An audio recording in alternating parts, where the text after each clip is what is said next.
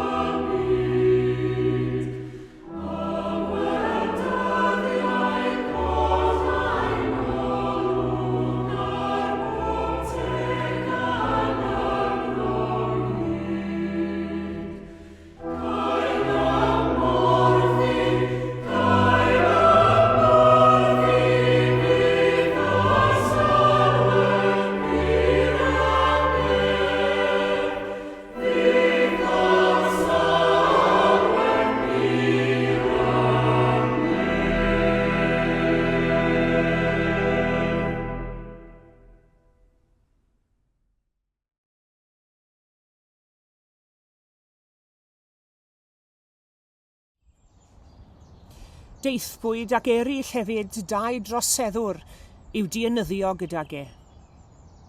Pan ddaethant i'r lle a elwir y benglog, yno croesoeliwyd ef a'r troseddwyr, y naill ar y dde a'r y llall ar y chwith iddo. Meddai Iesu, fy nhad maddai iddynt, oherwydd ni wyddent beth y maent yn ei wneud, a bwriasant goelbren I rannu ddillad. Yr oedd bobl yn sefyll yno yn gwylio. Yr oedd aelodau'r cyngor hwythen i'w awdio gan ddweud fe achubodd eraill, achubed ei hun, os ef yw Meseia Duw. Daeth y milwyr hefyd ato a'i watwar gan gynnig gwin sir iddo, a chan ddweud, os ti yw brenin yr Iddewon, achub dy hun. Yr oedd hefyd ar ysgrif uwch I ben, hwn yw brenin yr Iddewon. Yr oedd un o'r troseddwyr ar ei groes yn ei gablu gan ddweud, oni ti yw'r Meseia, achub dy hun a ninne hefyd. Ond atebodd y llath a'i gyrddi, onid oes arnat ofn Duw, a thithau dan yr un ddedfryd. I ni y mae hynny'n gyfiawn, oherwydd heiddiant ein gweithredoedd sy'n dod I ni. Ond ni wnaeth hwn ddim o'i le.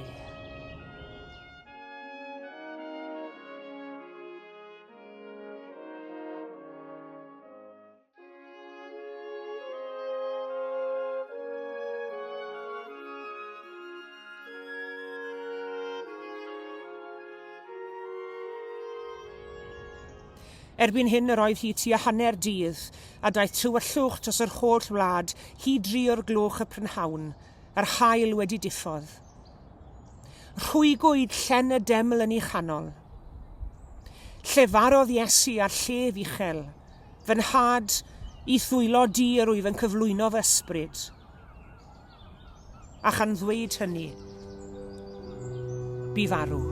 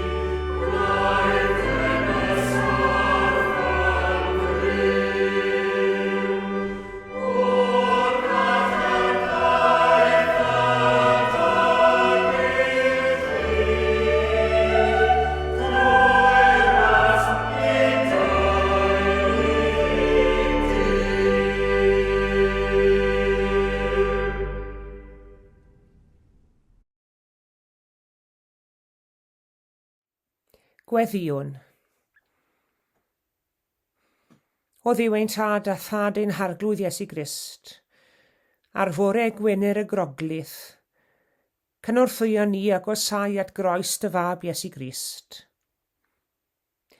I ni'n amharod iawn i droi ein golwg at Galfaria, ac i syllu ar y Crist sy'n dioddef a marw droson ni ar y pren. Fedrwn ni fyth ac ymgyffred a dyfnder ieng a'i drallod, ei unigrwydd a'i warth.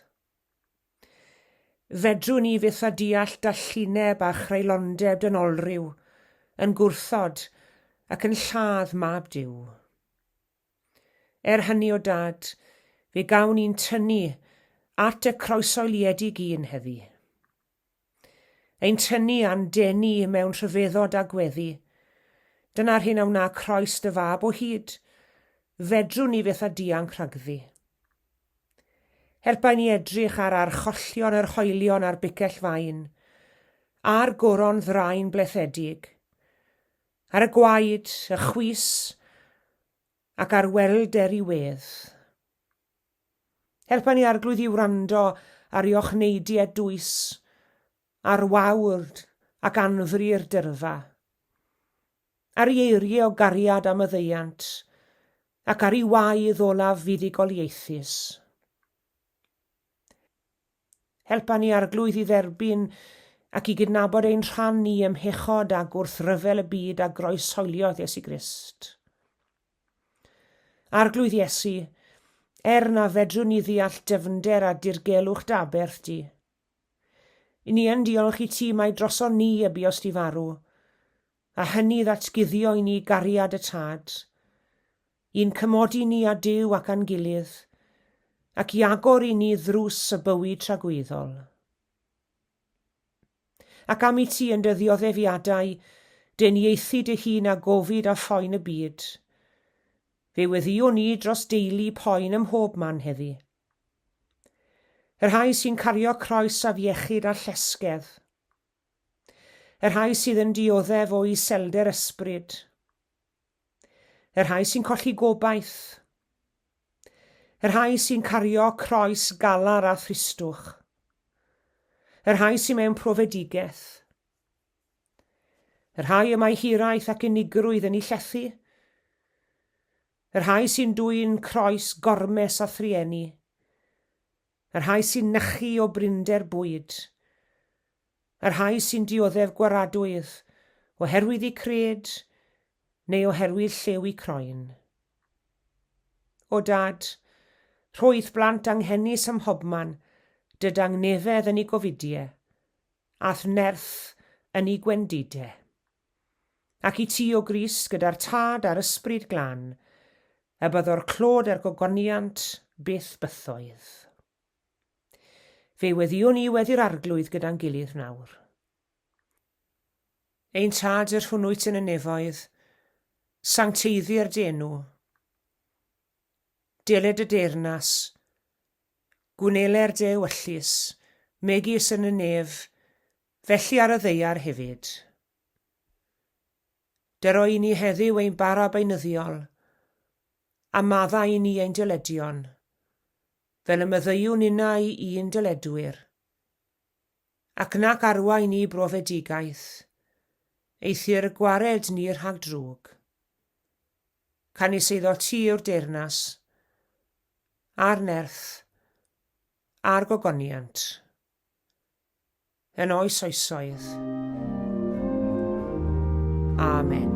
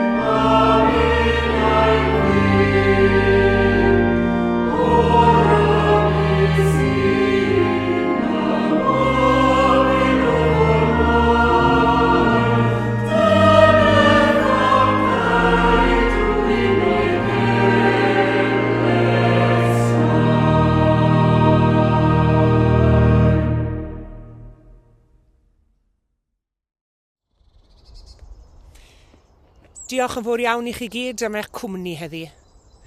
Ymunwch â ni eto fore Sul y Pasg, bore Sul yr atgyfodiad. Tan hynny cadwch yn ddiogel ac yn iach, a gras ein harglwydd Iesu Grist, a chariad Duw, a chymdeithas yr ysbryd glân, a fyddo gyda ni oll. Amen.